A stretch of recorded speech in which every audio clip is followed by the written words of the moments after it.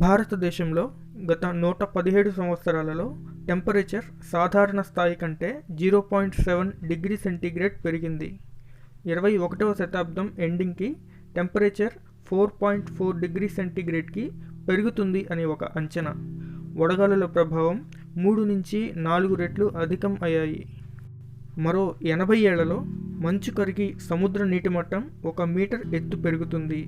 ప్రపంచ జనాభాలో 10% మంది ప్రజలు వారి స్వస్థలాలను వదిలి సురక్షిత ప్రాంతాలకు తరలి వెళ్ళాలి. మాల్దీవ్స్ మరికొన్ని ద్వీప దేశాలు అయితే పూర్తిగా నీట మునుగుతాయి.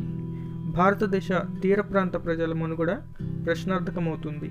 మొక్కల పెరుగుదల నెమ్మదించి ఎకోసిస్టమ్ కుప్పకూలిపోతుంది. ప్రపంచంలో 3వ వంతు జీవం అంతరించిపోతుంది. ప్రస్తుతం మన జనరేషన్ నీటిని కొనుక్కుంటున్నాం. తదుపరి తరాల వాళ్ళు గాలిని కూడా కొనుక్కునే పరిస్థితి రాకుండా ఉండాలి అంటే వారికి ఆస్తులతో పాటు మంచి వాతావరణాన్ని కూడా పెంచి ఇవ్వాలి. ఇది మన అందరి బాధ్యత. ఫ్యూచర్లో జరగబోయే ఇలాంటి అనర్థాలను నియంత్రించడానికి భారతదేశంలో NAPCCని స్థాపించారు. ఈరోజు మన టాపిక్ ఇదే, national action plan on climate change.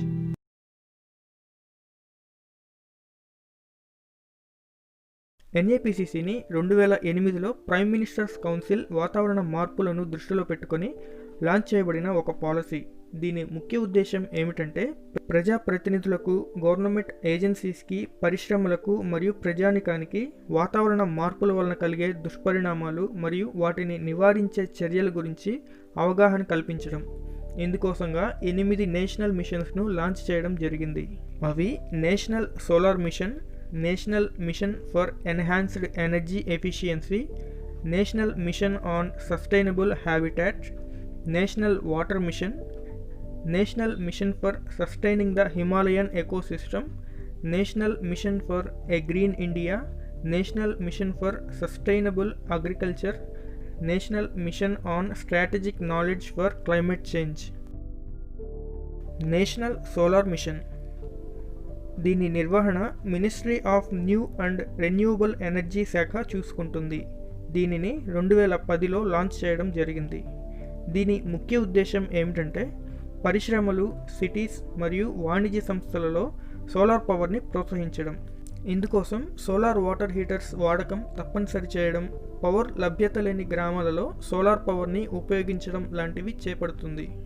ఫోటోవోల్టాయిక్స్ ప్రొడక్షన్ను మరియు సోలార్ జనరేషన్ను ప్రతి సంవత్సరం 1000 మెగావాట్కు పెంచడం, సోలార్ ఇన్స్టాల్డ్ కెపాసిటీని 2022 నాటికి 20,000 మెగావాట్కి పెంచడం, సోలార్ రీసెర్చ్ సెంటర్స్ను ఎస్టాబ్లిష్ చేయడం, సోలార్ టెక్నాలజీ అభివృద్ధికి ఇంటర్నేషనల్ కొలాబరేషన్ని పెంచడం మరియు గవర్నమెంట్ ఫండింగ్ మరియు ఇంటర్నేషనల్ సపోర్ట్ని పెంచడం.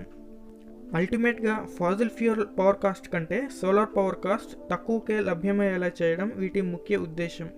National mission for enhanced energy efficiency, దీని నిర్వహణ మినిస్ట్రీ ఆఫ్ పవర్ కింద ఉంటుంది. ఇది ఎనర్జీ కన్జర్వేషన్ యాక్ట్ 2001 ఆధారంగా నిర్మించబడింది.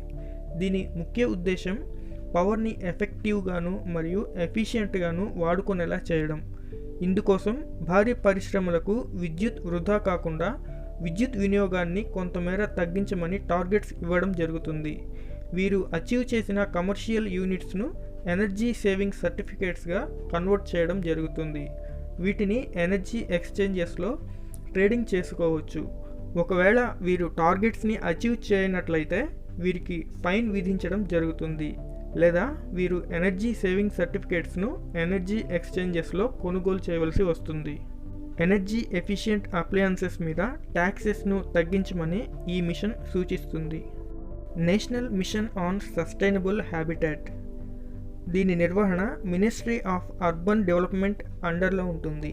దీని ముఖ్య ఉద్దేశం రెసిడెన్షియల్ మరియు కమర్షియల్ సెక్టార్స్కి సంబంధించిన బిల్డింగ్స్లో ఎనర్జీ ఎఫిషియన్సీని ఇంప్రూవ్ చేయడం మరియు మున్సిపల్ సాలిడ్ వేస్ట్ మేనేజ్మెంట్ని ఇంప్రూవ్ చేయడం, మున్సిపల్ సాలిడ్ వేస్ట్ మేనేజ్మెంట్ మరియు రీసైక్లింగ్ చేసేలా ప్రోత్సహించడం, సాలిడ్ వేస్ట్ నుంచి పవర్ జనరేషన్ చేసేలా చేయడం, ఎక్కువగా పబ్లిక్ ట్రాన్స్పోర్ట్ మరియు ఎలక్ట్రికల్ వెహికల్స్ యూసేజ్ని ప్రోత్సహించడం ఈ మిషన్ ముఖ్య ఉద్దేశం. నేషనల్ వాటర్ మిషన్, దీని నిర్వహణ మినిస్ట్రీ ఆఫ్ వాటర్ రిసోర్స్ అండర్లో ఉంటుంది. దీని ముఖ్య ఉద్దేశం నీటి సంరక్షణ మరియు నీటి వృధాను అరికట్టడం. సమగ్ర జలవనరుల నిర్వహణ అనగా అన్ని ప్రాంతాలకు సమానమైన పంపిణీ చేయడం, వర్షపాతం మరియు నీటి ప్రవాహాలలో హెచ్చుతగ్గులను పరిష్కరించడం, ఉపరితల మరియు భూగర్భ నీటి నిల్వలను పెంచడం వీటి లక్ష్యం. వర్షపు నీటి సేద్యం, బిందు సేద్యం లాంటివి ప్రోత్సహిస్తుంది. నీటి వినియోగ సామర్థ్యాన్ని 20% వరకు పెంచడానికి ఈ మిషన్ ప్రయత్నిస్తుంది. National mission for sustaining the Himalayan ecosystem. ప్రపంచంలో ఉన్న మొత్తం మంచు కరిగిపోతే ఏమవుతుందో తెలుసా? సముద్ర మట్టం 230 అడుగుల వరకు పెరిగిపోతుంది. అప్పుడు కొన్ని దేశాలు, ఖండాలు ఉండేవి అని ఇంటర్నెట్లో చదువుకునే పరిస్థితి వస్తుంది. మన దేశంలో మంచు ఎక్కువగా హిమాలయాలలో ఉంటుంది. చాలా జీవనదుల పుట్టుక ఇక్కడే జరిగింది. హిమాలయన్ ఎకోసిస్టమ్ని పరిరక్షించడం ఈ మిషన్ లక్ష్యం. ఈ మిషన్ నిర్వహణ department of science and technology అండర్లో ఉంటుంది. హిమాలయ ప్రాంతంలో జీవ వైవిధ్యం, అటవీ విస్తీర్ణం మరియు ఇతర వాతావరణ విలువలను పరిరక్షించడం ఈ మిషన్ యొక్క ముఖ్య ఉద్దేశం. National mission for a green India. దీని నిర్వహణ ministry of environment, forest and climate change అండర్లో ఉంటుంది. అటవీ విస్తీర్ణం పెంచడం మరియు జీవ వైవిధ్యాన్ని పరిరక్షించడం, 6 మిలియన్ హెక్టార్ల క్షీణించిన అటవీ భూములను పునరుద్ధరించడం, 23% ఉన్న అటవీ విస్తీర్ణాన్ని 33%కి పెంచడం, పబ్లిక్ మరియు ప్రైవేట్ సెక్టార్స్ని ప్లాంటేషన్ చేసే దిశగా ప్రోత్సహించడం వీటి లక్ష్యాలు. National mission for sustainable agriculture. దీని నిర్వహణ మినిస్ట్రీ ఆఫ్ అగ్రికల్చర్ అండర్లో ఉంటుంది. కొత్త రకాల పంటలను, ముఖ్యంగా థర్మల్ రెసిస్టెంట్ పంటలను మరియు ప్రత్యామ్నాయ పంట పద్ధతులను డెవలప్ చేయడం ద్వారా వాతావరణ మార్పులకు భారతీయ వ్యవసాయాన్ని మరింత దృఢంగా చేయడం దీని ముఖ్య ఉద్దేశం. ట్రెడిషనల్ మరియు ప్రాక్టికల్ నాలెడ్జ్, ఇన్ఫర్మేషన్ టెక్నాలజీ మరియు బయోటెక్నాలజీ, అలాగే నూతన క్రెడిట్ మరియు ఇన్సూరెన్స్ మెకానిజంల అనుసంధానం దీనికి తోడ్పడుతుంది. National mission on strategic knowledge for climate change. దీని నిర్వహణ department of science and technology అండర్లో ఉంటుంది. ఇది వాతావరణ మార్పులకు సవాళ్లను మరియు అవసరమైన ప్రతిస్పందనలను ఐడెంటిఫై చేస్తుంది. ఈ మిషన్ వివిధ రకాల యంత్రాంగాల ద్వారా రీసెర్చ్ మరియు టెక్నాలజీ డెవలప్మెంట్కి గ్లోబల్ కమ్యూనిటీస్తో కలిసి పనిచేయడానికి ప్రయత్నిస్తుంది.